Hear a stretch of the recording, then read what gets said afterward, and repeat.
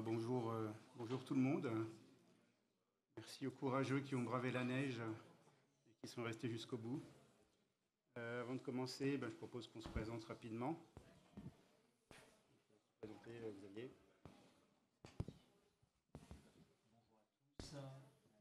Je travaille pour le groupe Covea. Je suis responsable d'une direction qui a pour responsabilité de piloter les résultats économiques pour les 3 marques du groupe sur le domaine non-vie.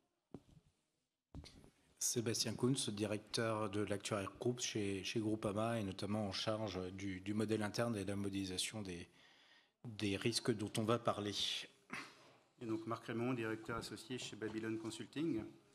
Donc on va aujourd'hui parler des risques émergents en forte évolution et de regarder comment ils sont pris en compte à la fois dans la gestion des risques et puis dans le pilotage de la performance.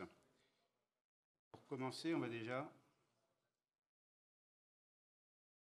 définir qu'est-ce que c'est qu'un risque émergent. Donc c'est une définition qui est dans le rapport de France Assureur, donc on ne l'a pas inventé. Donc c'est un risque qui présente une évolution dans sa nature ou une rupture dans la fréquence ou la sévérité de la sinistralité. Et la spécificité, c'est souvent l'absence d'historique. C'est des risques nouveaux, le manque d'observation d'événements qui peuvent être sur des risques anciens mais qui sont des évolutions, et puis des évolutions qui soient scientifiques, technologiques, réglementaires, et qui sont rapides et fortes. Donc on va se concentrer sur 3 de ces risques-là, et on va vous expliquer pourquoi ces 3-là. On est tout simplement parti, pareil, du rapport de France Assureur, qui est la cartographie des risques, et notamment des risques émergents, et on a décidé de se concentrer sur les 3 premiers, donc les 3 risques qui ressortent comme les prioritaires au sein des assureurs, donc tout ce qui est cyberattaque, tout ce qui est dérèglement climatique et tout ce qui est autour de l'environnement économique, qu'on a couplé aussi avec le risque politique qui arrive un petit peu en dessous, et le risque de terrorisme. Donc on va aujourd'hui parler de risque cyber, de climatique et du risque émeute/terrorisme. Donc Xavier et Sébastien vont nous expliquer comment, à la fois chez Covea et à la fois chez Groupama, ils sont appréhendés. Là aussi, c'est encore quelques définitions, puis après on va passer au vif du sujet. Donc dans les risques environnementaux, on va voir tout ce qui concerne le dérèglement climatique. Tout ce qui concerne l'environnement et la biodiversité, il y a aujourd'hui des assureurs qui suivent 80, 100 risques parfois émergents, et parfois des choses très très loin de l'assurance, comme les nanotechnologies, comme la biodiversité, etc., même si ce n'est pas encore des risques qui génèrent des sinistres ou des conséquences sur les produits et sur la souscription. Il y a tout ce qui est autour des pandémies, les événements naturels exceptionnels. On en a eu un exemple en Espagne il n'y a pas longtemps. Donc on est sur ce type d'événement. Pour les risques technologiques, c'est tout ce qui tourne autour des cyberattaques, de la qualité des données, des algorithmes et de l'IA. L'IA, ça va être aussi un sujet, bien évidemment. Ça commence à l'être. Tout ce qui est autour des infrastructures stratégiques. Et les risques sociaux et politiques, donc c'est tout ce qui est autour du terrorisme, des tensions mondiales, des inégalités et tensions sociales, donc les émeutes notamment. Et puis des risques RH, donc pénurie, inadéquation des compétences, dégradation des relations sociales, etc. Alors, on va commencer donc par les risques cyber. On a structuré la présentation de la manière suivante. Elle est structurée pour chaque risque de la même manière.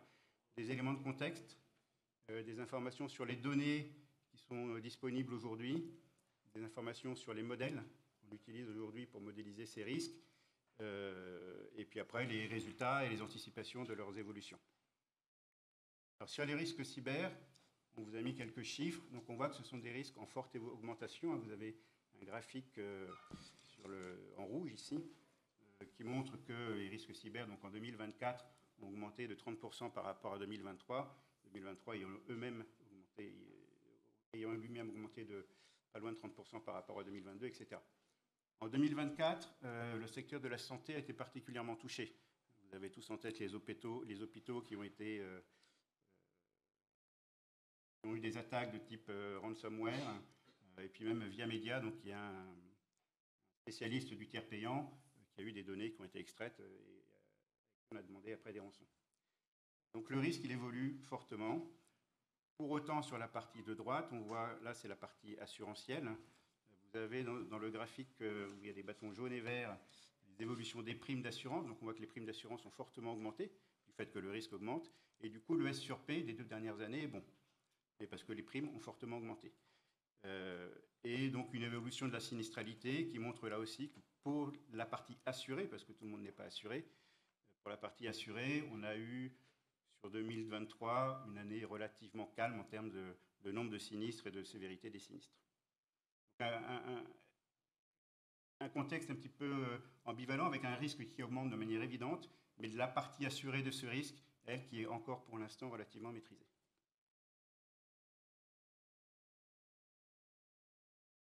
Alors, les caractéristiques de ce risque cyber ont été mis un petit peu dans ce graphique-là.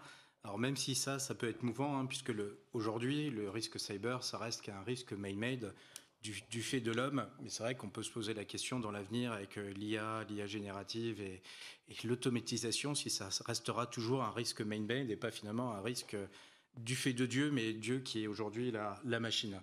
Donc ça reste man-made, donc c'est quelque chose qui dépend de l'homme. Une attaque informatique est lancée comme une attaque terroriste par un homme ou un groupe armé.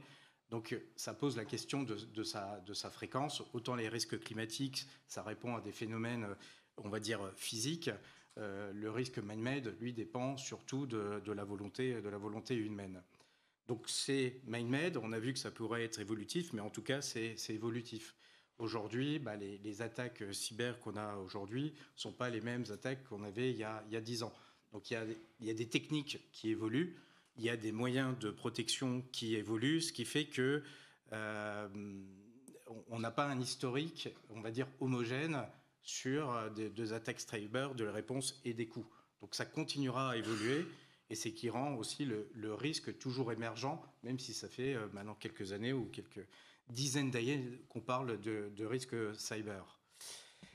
C'est également un risque systémique et contagieux. Donc ça va être important pour la partie modèle par la suite. Donc il y a toujours des attaques, on va dire, isolées. Quand c'est un grand groupe qui se fait attaquer, c'est des attaques plutôt isolées. Il y a le vol de données, ça a un coût. Et ça, on arrive, on va dire, c'est du risque individuel. Mais on a le risque qui est le risque de propagation, où finalement ça peut toucher, on a tous en tête WannaCry à l'époque, où ça peut toucher plusieurs entreprises ou plusieurs systèmes d'information. On a un exemple, c'est que quand on utilise tous le même logiciel, à la base, tout le monde pourrait être touché par le logiciel. Donc c'est pour ça que c'est systémique, c'est que ça touche à la fois plusieurs assurés, mais ce n'est surtout pas, c'est pas cantonné dans une région, comme une tempête, un tremblement de terre. C'est que ça peut toucher la France, ça peut toucher l'Allemagne, mais ça peut toucher le monde entier. Il est contagieux parce que les systèmes informatiques sont interdépendants par Internet notamment ou par les câbles de connexion. Donc quelque part, quand il y a un ordinateur infecté, il peut en infecter un autre. Donc c'est systémique et contagieux. Le côté imprévisible, invisible et latent, imprévisible, comme c'est du fait de l'homme, on a du mal à déterminer à quel moment il va avoir une action. Alors certes, quand il y a un contexte politique, un contexte de guerre qui est là, on a peut-être plus de chances d'avoir des attaques, mais il n'y a pas forcément un lien de cause à effet. Il y a des pirates, des hackers qui font ça juste pour s'amuser ou pour gagner de l'argent, et donc là, il n'y a pas de bon moment pour gagner de l'argent. Donc ça reste imprévisible. Alors c'est invisible dans la plupart des cas, parce que les attaques peuvent se faire on va dire en plusieurs jours, où il y a un moment, un cheval de Troie qu'on ne voit pas dans le système et qu'il explose, ou qu'on a une clé qui explose au bout d'un moment. Donc il est côté invisible. Alors c'est là où la prévention peut jouer et les techniques de détection. Donc on essaye de rendre ce risque visible, et le risque est latent, il est toujours là, et tout le monde peut être exposé à ce risque-là. Donc avec ces caractéristiques qui ressemblent un petit peu au climatique, mais qui n'est pas du climatique, et son côté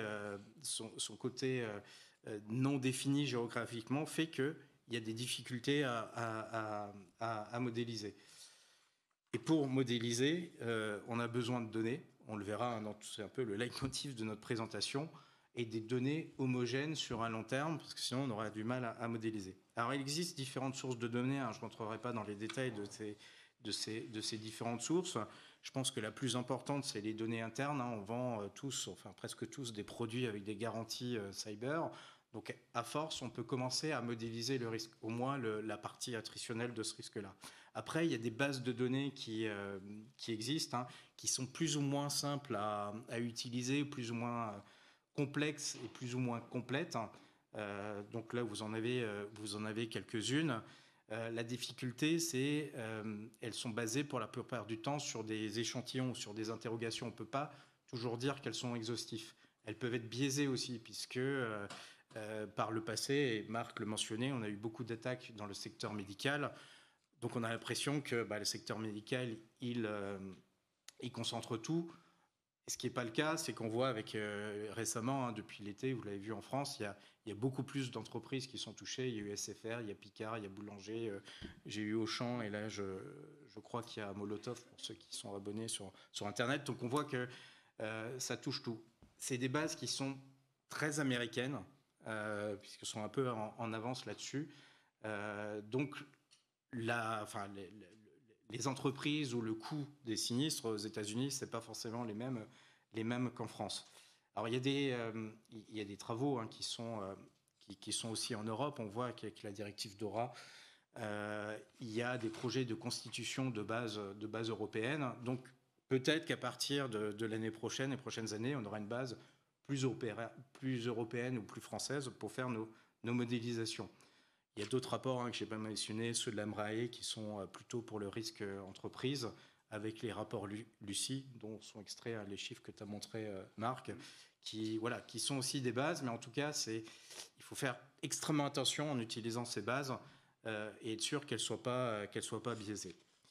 Une fois qu'on a ces bases, il y a des recherches actuarielles avec des modèles qui existent, alors qui marchent théoriquement, c'est un peu plus compliqué pratiquement, mais on reste sur, de la modélisation classique, fréquence, coût moyen, avec en fréquence des processus qui sont plus ou moins complexes, Poisson ou Cox, qui intègrent d'autres facteurs.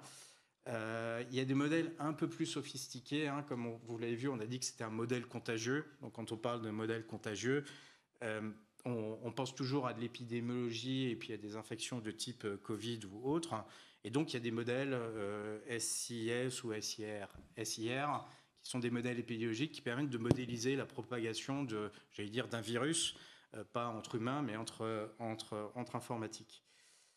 Le coût moyen, c'est encore plus, plus classique. C'est que on utilise en général une moyenne historique. Quand on veut faire un peu plus sophistiqué, on fait des moyennes par cluster en essayant d'identifier les différentes typologies de sinistres qu'on peut avoir. Puis après, on multiplie les deux. Alors, c'est en théorie compliqué, en pratique c'est en pratique assez simple et en théorie un peu compliqué. Mais ce qui revient le plus, c'est que le manque de données, des modèles qui sont pas tout à fait adaptés, amène à des résultats qu'on a du mal à analyser et à rendre et à concrétiser, on va dire. Donc pour l'instant, ce qui, en tout cas chez nous Groupama, mais je pense qu'il y a d'autres acteurs dans le même cas, on préfère utiliser des scénarios par jugement d'experts, parce que ça permet de mieux comprendre ce qu'on modélise. Donc là, l'idée, c'est vraiment de construire avec les gens du métier, pas que des actuaires, mais des scénarios qui sont crédibles, probables, et par jugement d'experts, de les probabiliser pour en faire une distribution de sinistralité. Donc ça a l'avantage d'être pragmatique et au moins de pouvoir expliquer ce qu'on modélise dans nos modèles. Alors sur le slide suivant, vous avez quelques exemples de scénarios qu'on peut utiliser chez Groupama avec leur pertinence aussi et leur degré leur intensité, on va dire. Donc bon, je pense que vous connaissez tous les pannes de service cloud ou les rançonniciels ou les blackouts.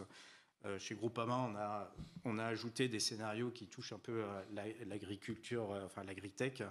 Et on a essayé finalement pour chaque scénario de quantifier est-ce qu'ils sont plausibles, quelle est l'empreinte, c'est-à-dire plutôt quelle est l'exposition.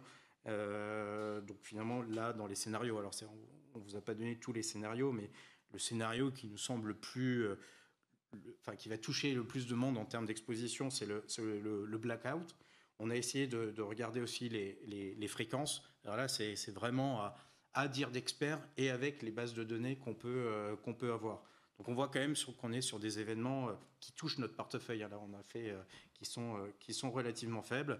Et puis après, on a regardé la sévérité et la matérialité, qui est plutôt l'impact assurantiel.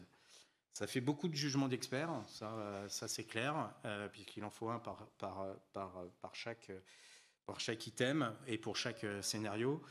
Mais comme on utilise le modèle cyber dans notre modèle interne, il faut qu'il soit documenté. Donc, il y a une gouvernance jugement d'experts avec tous les experts qu'il faut. Et au final, en mélangeant tous ces risques, on arrive à avoir une distribution de probabilité. Donc, concernant l'évolution, comme tu l'as dit, Sébastien, ce qui est attendu, c'est des attaques de plus en plus sophistiquées avec de l'IA, de l'intelligence artificielle qui sera sûrement utilisée pour bien fine-tuner ces attaques, mais aussi de l'IA probablement déployée pour améliorer la détection des menaces. Donc c'est un petit peu l'IA qui sera des deux côtés. Tout ce qui tourne autour de la double extorsion, donc les criminels devraient combiner le chiffrement des données avec la menace de divulguer des informations sensibles. Ça, on le voit typiquement dans la santé, comme on en a parlé tout à l'heure. Les attaques indirectes, les criminels cibleront de plus en plus les fournisseurs et les partenaires d'une organisation pour accéder à ces systèmes. Des attaques un petit peu sur tous les outils, donc de type IoT, ciblage de systèmes critiques par les ransomware, donc ça existe déjà, mais les attaques par ransomware devraient se concentrer sur des infrastructures essentielles, donc énergie, santé, transport, et puis tout ce qui tourne autour de la sécurité intégrée, avec, comme tu l'as dit, une nouvelle réglementation structurante qui est DORA, qui va quand même imposer à toutes les entreprises d'assurance, banques, etc., de faire des stress tests cyber et qui devrait apporter pas mal d'informations nouvelles. Voilà pour le risque cyber. Donc, ça touche aujourd'hui, on a parlé de la gestion des risques et du modèle interne. Donc aujourd'hui, chez Groupama, vous l'avez implémenté ou c'est en cours d'implémentation? C'est déjà. Oui, c'est en cours de validation, par la CPR, mais donc on a déjà fait des runs.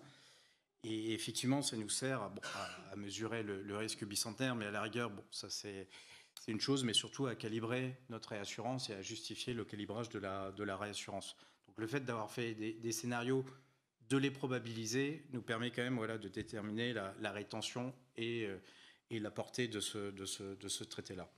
Et avec l'augmentation du risque, il y aura forcément une augmentation de l'activité d'assurance autour du cyber.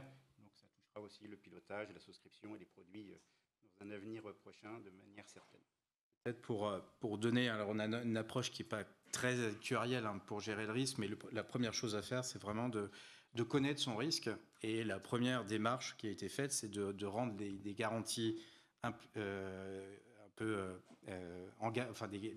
faire des garanties explicites, alors qu'avant on était sur des garanties implicites. Ça permet déjà de connaître son risque, de mettre un montant maximum sur ce qu'on va vendre. Et donc ça, c'est vraiment la première étape. Et une fois les risques qu'on connaît, ça permet de faire beaucoup plus les modélisations et finalement donner un tarif. Alors sur le tarif, je terminerai là-dessus, c'est que on voit que c'est un risque extrême. En risque attritionnel, ça coûte pas grand-chose. On a des sinistres, mais ils coûtent pas grand-chose. Donc en fait, dans le tarif, c'est finalement la volatilité, pas la composante best estimate est sur ces moyens qui comptent, mais c'est vraiment cette volatilité qui compte, et ça peut jouer dans une tarification de 30 à 60% le coût du risque dans la tarification. Non, tu peux continuer. Ok, donc le deuxième risque qu'on avait dans la liste, c'est le risque climatique, donc qui lui est quand même déjà relativement connu. Alors quelques éléments de contexte. Vous avez par exemple le graphique ici en rouge, qui est assez intéressant quand on regarde la charge de la sinistralité climatique. On voit qu'elle augmente assez fortement de manière continue depuis le début des années 2000, avec des sinistres qui sont assurés et puis d'autres qui ne sont pas assurés. Donc il y a beaucoup de dommages climatiques qui ne sont pas assurés en fait lesquels donc, ils ne sont pas couverts par l'assurance.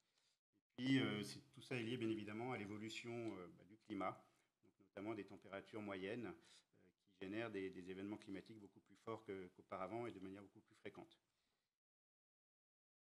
En termes de données, vous avez énormément de données sur le climatique. Vous avez des données topographiques, donc vous pouvez trouver sur le site de Géorisque, mieux connaître les risques sur le territoire, et BRGM. Donc là, c'est vraiment, les risques topographiques, c'est la nature du sol, l'altitude, les cours d'eau. Donc on va être vraiment sur ce type d'informations. Il y a énormément de données climatiques. Donc vous avez Météo France qui a des centaines de bases de données. Vous avez le DRIAS, pour ceux qui ne le connaissent pas, c'est une association qui en fait a récupéré beaucoup de modèles du monde entier, qui en a fait des modèles régionaux et qui fournit avec différentes projections du GIEC, suivant différentes périodes de temps, une centaine de variables climatiques. Donc ça va être la température. Et tout ça de manière très fine sur le territoire français. Donc ça, c'est une source d'information qui est énorme, c'est des millions d'informations climatiques sur 3 horizons de temps, ça va jusqu'en 2100. Le Cordex, qui est un petit peu la même chose au niveau européen. Climada, je ne sais pas si vous connaissez, c'est quelque chose qui a été promu, ou en tout cas dont l'EIOPA a vanté les mérites, c'est développé par des chercheurs en Suisse. Et puis après, vous avez les données sur la sinistralité, donc toutes les données internes. Les données CCR, on a mis la CCR parce que bien évidemment, elle a un rôle assez central sur tout ce qui est CatNat, mais les réassureurs ont aussi pas mal de données. Des bases des catastrophes naturelles qui sont en open source. On peut par exemple récupérer toutes les catastrophes naturelles des 20 dernières années. C'est une base qui fait 77 000 lignes. Et puis des données, des outils de modélisation que vous utilisez probablement, donc RMS et Equicat. La modélisation, on va passer très vite parce que de temps, mais il faut savoir juste que ce sont donc des modèles globaux, les GCM, qui après sont régionalisés. Et le DRIAS, dont je vais vous parlais tout à l'heure, utilise 12 modèles. Vous l'avez ici, utilise 1, 2, 3, 4, 5, 6, 7, 8, 9, 10, 11, 12, c'est ça, 12 modèles différents qui sont en fait des modèles pas que français. Donc en France, c'est Aladin, c'est le modèle de Météo France, mais qui sont aussi des modèles qui sont développés par d'autres pays. Et finalement, on fait une moyenne de tout ce que prévoient ces modèles sur l'ensemble des variables climatiques. Ça, c'est le niveau de maille et le type de données que vous trouvez. Donc vous voyez que la maille, elle est très très fine. Et donc vous avez des données comme les précipitations quotidiennes, le cumul de précipitations et précipitations moyennes sur l'ensemble de ces points pour différents horizons de temps et différents scénarios du GIEC. Donc ça, c'est des sources de données qui sont absolument indispensables quand on va parler de modélisation, quand on va modéliser les risques climatiques. Alors, le COVEA a fait un livre blanc sur le changement climatique. Donc, Xavier qui va nous expliquer un petit peu comment ces différents risques sont modélisés, sachant qu'un dernier aspect sur le climatique, c'est que c'est forcément modélisé par péril. Donc, on va modéliser la sécheresse différemment de l'inondation, différemment des tempêtes, différemment de la grêle. Donc, à chaque fois que vous aurez des études, elles seront par type de péril. OVA, on a réalisé des études en fait pour estimer les impacts du changement climatique sur nos portefeuilles à horizon 2050. On a fait ces études, donc déjà le livre blanc est paru en janvier 2022. C'est des études qui s'inscrivent sur le long cours en fait. On a commencé en 2019. 2022 en fait, on se basait sur le scénario du GIEC le plus pessimiste, RCP 8.5. Là, en fait, on avait sans doute raison, en fait, on pense que c'est le scénario le plus probable. Et à partir de données disponibles, en fait, sur le climat, donc on a modélisé en fait les impacts du climat, l'évolution du climat sur nos portefeuilles pour estimer à la fois les fréquences et les coûts moyens. Donc, on a travaillé sur des vitesses de vent pour la tempête, sur les précipitations pour le risque d'inondation. On a modélisé les pressions atmosphériques à différentes altitudes pour le risque grêle. Et enfin, on a travaillé en fait sur les indices qu'on appelle SWI pour modéliser le risque sécheresse. Et donc, la résultante, en fait, c'est on a traduit ça en fréquence, et en intensité, en fait, par la suite. Quand on fait de la modélisation, tu l'as dit, hein, Donc il y a des modules d'aléa, donc l'aléa climatique, mais après on va appliquer ça à ces données internes. On va avoir un module de vulnérabilité qui va calculer les coûts pour les assureurs, et un module financier qui applique vraiment les contrats, la réassurance, etc. Un élément qui est important, c'est qu'on fait des projections qui vont essayer de regarder comment ces risques évoluent dans 10, 20, 30, 40 années, et donc il faut intégrer les déplacements de population. On sait qu'aujourd'hui on a une population qui vieillit, qui va de plus en plus dans des zones côtières, et donc c'est très important de regarder ça pour regarder comment son exposition au risque se déforme. Donc ça c'est le petit graphique que vous avez ici, qui est issu du livre blanc de Covea d'ailleurs. Donc c'est très important, au-delà des aspects purement climatiques, d'appliquer ça à son exposition au risque, mais telle qu'elle sera dans 10, 20, 30 ans. Alors on a fait après un focus sur l'inondation. Donc l'inondation, ça dépend de nombreux facteurs, hein, la perméabilité des sols, la topographie, la survenance de pluies extrêmes. C'est bien ces éléments-là qui sont pris en compte dans le livre blanc de Covea. Un petit focus sur les données. Donc là, vous avez beaucoup de données topographiques. Donc les TRI, territoires à risque important d'inondation. Donc ça se traduit par des cartes. Hein, et ça va être traité après par des logiciels ad hoc. On ne traite pas ça avec de l'Excel. Après, vous avez les zones, l'atlas des zones inondables. Donc c'est vraiment ces données-là topographiques qui vont être couplées avec les risques de précipitation pour vraiment simuler les inondations. Et donc le livre blanc de Covea, je ne sais pas si tu veux développer, a utilisé les travaux d'un projet Suica, qui est fait par des Suédois. Alors je ne sais plus quel est l'acronyme, mais qui permet donc de, en injectant des paramètres climatiques, donc précipitation, température, vent, évaporation, etc., dans différents modèles hydrologiques, en couplant ça aux données topographiques, on peut estimer la durée des crues, les débits moyens par mois, l'humidité des sols, les débits de pointe. Donc c'est vraiment ces travaux-là qui ont été repris dans le cadre du livre blanc de Covea. Tu as tout dit. Ben non, parce qu'il y a la sécheresse après. La sécheresse, donc là, l'élément central dans les données topographiques, c'est le retrait et le gonflement des argiles, hein, puisque le risque sécheresse, c'est quand les argiles se rétractent et gonflent. Et l'indice de référence, il y en a plusieurs, mais celui qui est très utilisé, c'est le SWI, qui à l'origine est un indice agricole, effectivement, qui permet d'évaluer l'état de la réserve en eau d'un sol. Et quand il est très négatif, vous l'avez ici, quand il passe dans le rouge sur une certaine durée, on a un risque de sécheresse élevé. Mais ce n'est pas tout de suite, c'est quand les argiles vont regonfler. Là, il se rétracte, et c'est souvent quand il recommence à pleuvoir qu'on a les sinistres. Donc ça, c'est des choses qui sont effectivement utilisées par à peu près tous les modèles et que Covea a aussi utilisé. Peut-être quand on a fait cette modélisation sur le risque sécheresse, donc le régime CatNat, en fait, vous savez, hein, sur le risque sécheresse, il y a deux déclencheurs, le taux d'argile par commune, il faut un minimum de 3% d'argile, et puis il y a l'indice SWI, il faut qu'il soit parmi les plus bas sur une période de 50 ans. Depuis, en fait, le régime a évolué. Hein, depuis le 1er janvier 2024, ça a évolué. On est sur des périodes de retour de 10 ans. Regarde le taux minimum d'argile dans les communes à 3%. Il y a un peu les limites de notre modèle. Donc c'est une vision qui est presque optimiste en fait hein, sur le risque sécheresse.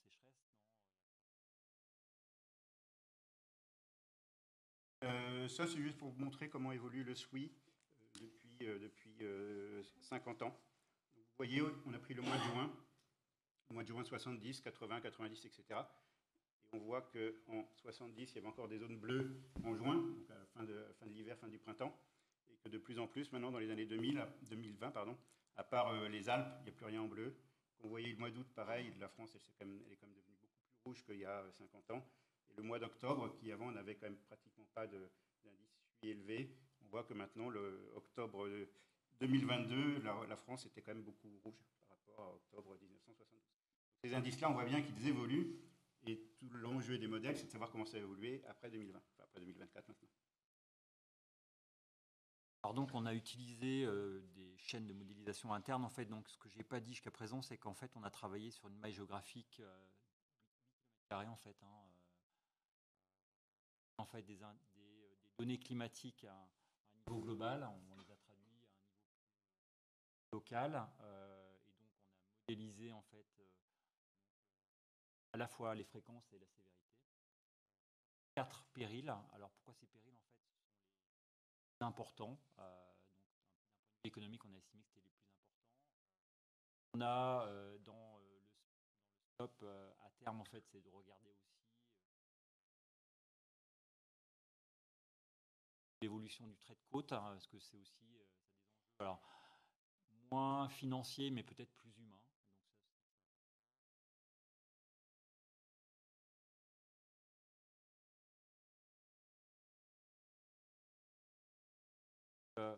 Les impacts, alors, donc il y a 2 impacts en fait. À la fois, on a regardé en fréquence et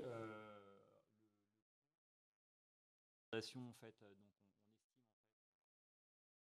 estime en fait d'augmentation.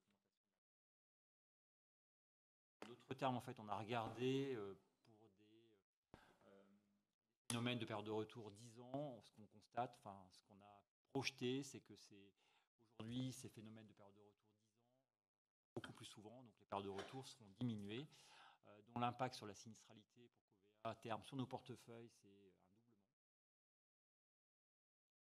Le risque de tempête, donc on estime que le changement climatique n'aura pas d'impact à la fois en termes de fréquence et on va dire pour autant qu'il n'y aura pas de tempête. Il y aura toujours des tempêtes en fait, hein, mais il n'y aura pas plus que maintenant. En fait, ça nous a un peu étonné quand on est arrivé à ce résultat-là.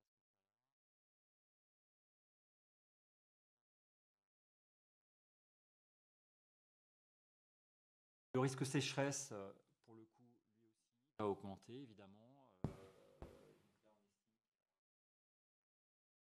Alors, lorsqu'on a fait ces études, on était sur le régime 4, donc ça veut dire aussi, du coup, le plus 60% qui est indiqué sur le slide.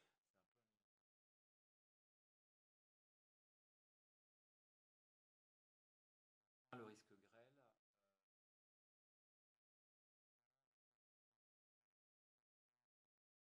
grêle, qui est peut-être dans des zones un peu moins exposées en fait que l'aléa lui-même.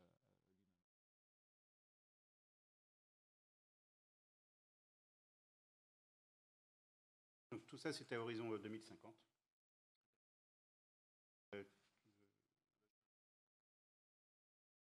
En fait, ce qu'on constate, enfin, les conclusions en fait, de nos travaux, c'est que les périls qui relèvent du régime 4 nat, en fait, hein, la sécheresse ou l'inondation, donc seront en forte augmentation, et donc on va avoir un rapport à terme en fait entre ce qui relève du régime 4 nat et ce qui ne relève pas du régime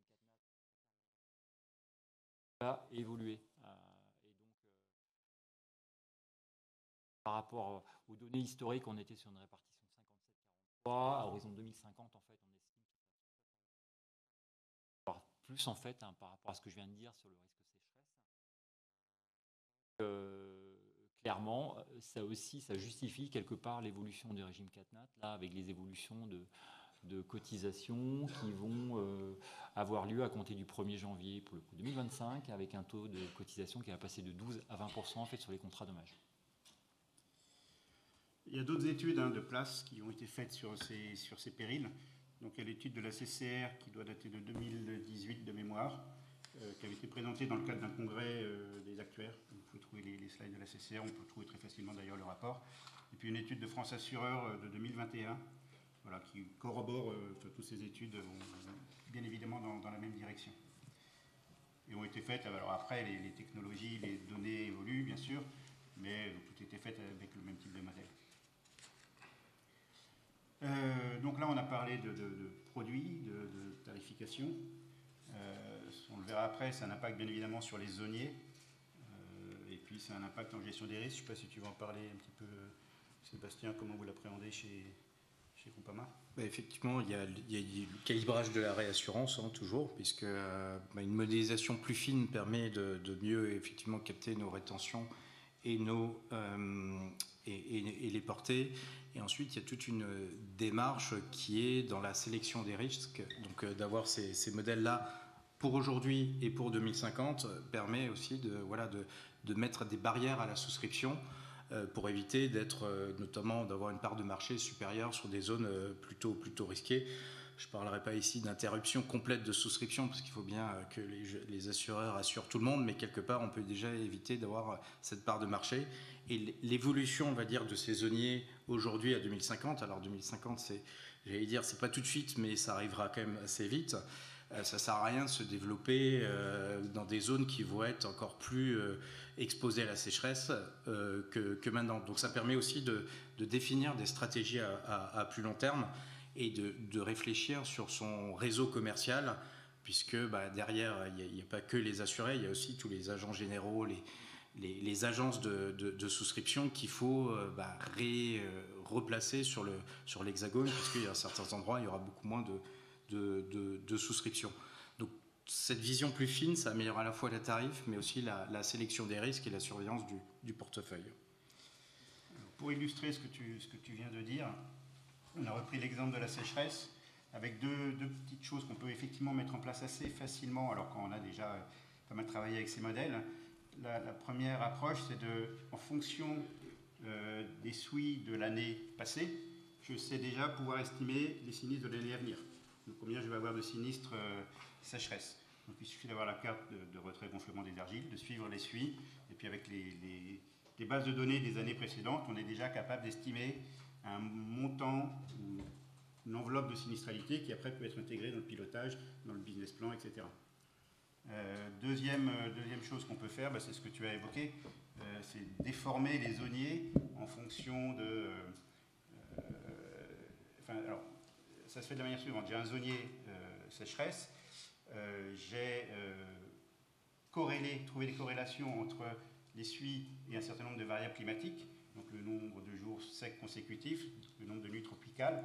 Ces variables climatiques, j'ai leur projection faite par le DRIAS, et donc je sais recréer des cartes de suie et donc des zoniers sécheresse. Voilà. Et ça, c'est plutôt dans l'anticipation de où seront les sinistres sécheresse d'ici 10, 20, 30 ans. Et ça peut impacter bien évidemment la souscription et la tarification.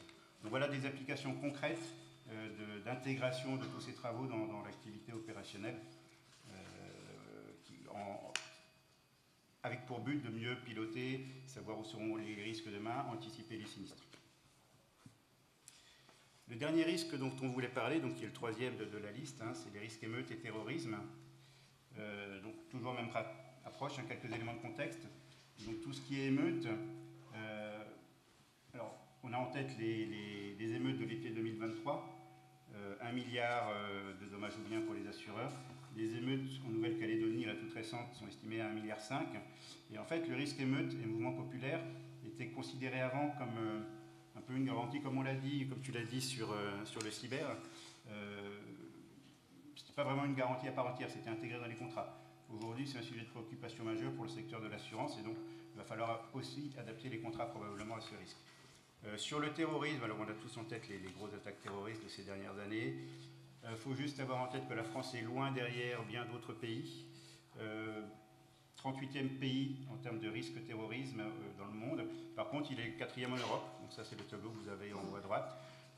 Avec, pour l'instant, on touche tous du bois. On est un peu moins touché qu'il y a quelques années par le terrorisme. Mais là aussi, ça peut être quand même des enjeux importants avec des attaques particulièrement significatives. Alors là, on s'est posé la même question que pour le cyber, comment on modélise des émeutes et du terrorisme. Et puis il y a déjà la connaissance de nos risques. Et un des points principaux, c'est quand même les données. Alors, on est quand même sur des choses, enfin en tout cas quand il y a du terrorisme ou des émeutes, généralement on est sur des espaces un peu plus concentrés. On peut, j'allais dire, d'une commune à l'autre, ne pas être touché par une émeute, ou si on n'habite pas Paris, il y a moins de chances d'avoir un événement terroriste. Donc de bien connaître ces données est vraiment essentiel, et donc la géolocalisation des risques est un gage de bonne modélisation, de bonne connaissance de ce risque. On vous a mis dans ce graphique-là finalement un peu les taux de géolocalisation qui existent sur le marché. On voit que c'est entre 50 et 70% au niveau du bâtiment, mais c'est des choses qu'on peut encore améliorer, parce que quand une bombe explose dans une rue de Paris, qu'on soit au début ou à la fin de la rue, ça change complètement son taux de destruction. Après, sur les modèles, là aussi se posait la question, approche probabiliste ou approche déterministe, qui ont des avantages de part et d'autre. Hein. L'approche déterministe, c'est de mettre une bombe ou de la faire exploser et de voir un peu les dégâts que ça cause. Et l'approche probabiliste, c'est plutôt de probabiliser différents scénarios. C'est finalement prendre les différents scénarios qu'on a en déterministe et les mettre en probabiliste. Là, il existe des modèles de marché hein, qui commencent à être assez faits par les courtiers de réassurance, qui commencent à être assez sophistiqués et qui permet finalement d'avoir des chiffrages probabilistes assez fiables, même si les montants peuvent être assez éloignés d'un outil à l'autre, parce que la façon dont c'est modélisé n'est pas la même. On viendra après dans un slide plus loin sur l'importance du choix ou de la sélection de ces modèles, qui est crucial finalement pour bien maîtriser son risque. Je pense que tu peux aller directement au slide 41. Juste, donc ça c'est ce que tu viens d'expliquer. Ouais, c'est ce que je viens d'expliquer. C'est les différentes sortes de modélisation, et comme le temps tourne. Ouais. Donc en termes d'évolution, donc il y a une augmentation du risque et de l'ampleur des événements, du fait de l'augmentation des tensions géopolitiques, du recul du multilatéralisme et de l'augmentation des inégalités, notamment, hein, c'est pas les seules causes. Un certain désengagement des réassureurs, donc qui pose quand même des questions de capacité à se réassurer sur ce risque-là, puis une compartimentation du territoire, qui elle aussi est plutôt demandée par les réassureurs, qui veulent justement, tu en as parlé, une approche de plus en plus fine sur ce risque-là pour pouvoir le réassurer. Voilà donc sur les trois grands risques. On a encore 2-3 slides qu'on va passer très vite, puisqu'effectivement le temps tourne. Donc en termes de conclusion, donc on voulait aborder les complexités de mise en œuvre et les facteurs clés de succès. Les données, vous l'avez compris, c'est un enjeu central. Aujourd'hui, il y en a une multitude. Alors sur certains risques, il n'y en a pas beaucoup, mais notamment sur le climatique, il y en a une multitude. Donc c'est très important de ne pas trop se noyer dans les centaines ou les milliers de bases de données. Donc de bien cartographier les données dont on a besoin, cibler les bases, les analyser pour se concentrer sur les 3-4. Alors plus les risques deviennent matures et plus on sait quelles sont les bases qui marchent bien. On en a parlé tout à l'heure par exemple avec l'indice SUI sur la sécheresse. Compléter les bases de données pour améliorer la connaissance des risques souscrits et des expositions. Ça c'est très important, donc la géolocalisation, mais si on est sur de l'inondation à la distance au cours d'eau le plus proche, l'étage. Quand on est sur une inondation, c'est pas le même risque au rez-de-chaussée qu'au 3e étage. Etc., etc. Donc ça, c'est des travaux un peu de fourmi, mais qui sont vraiment indispensables si on veut bien appréhender ces risques dans le futur. Et le point qui est aussi très important, c'est qu'il existe beaucoup de modèles, hein, que ce soit déterministes, beaucoup de providers de modèles, mais ensuite il faut choisir le bon modèle. Et dans la sélection du bon modèle, c'est pas évident, parce que c'est comme quand on achète des voitures, hein, parfois c'est la couleur qui nous plaît, parfois c'est le moteur qu'il y a dedans, parfois c'est les options. Avec des modèles de risque, c'est un peu pareil. Et donc pour bien choisir, il faut monter sa grille d'évaluation des risques pour choisir, j'allais dire, ou le meilleur ou le moins mauvais, hein, ça dépend des risques.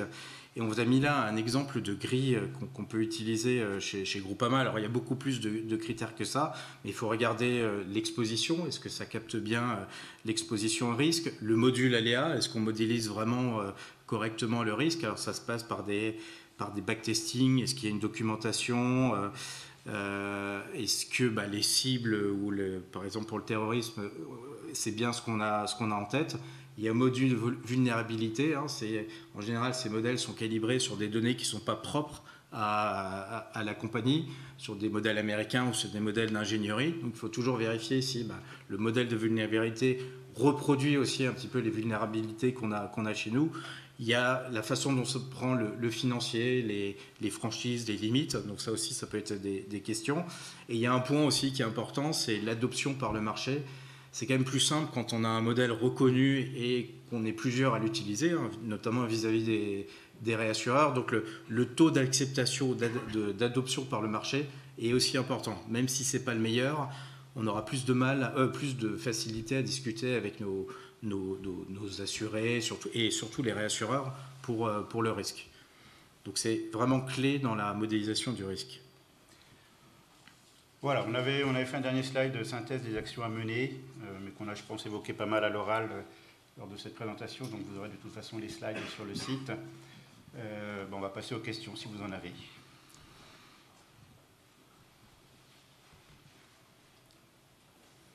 Je vais bien répondre. Fadwa, tu as une question?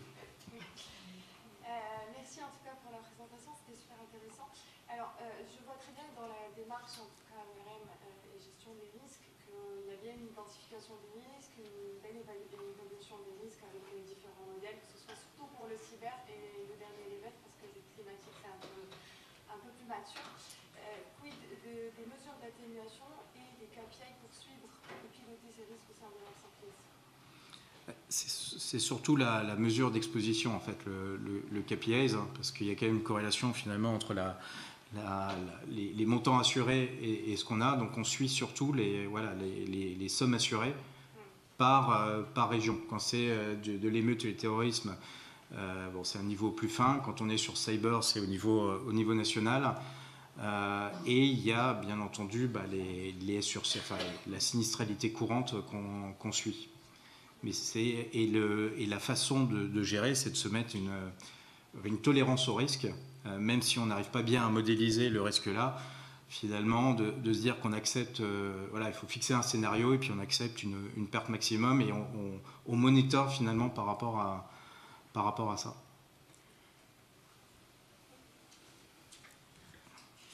Je pense qu'il faut qu'on libère le Parc des Princes. Nous, on a un petit match après. Merci pour votre attention.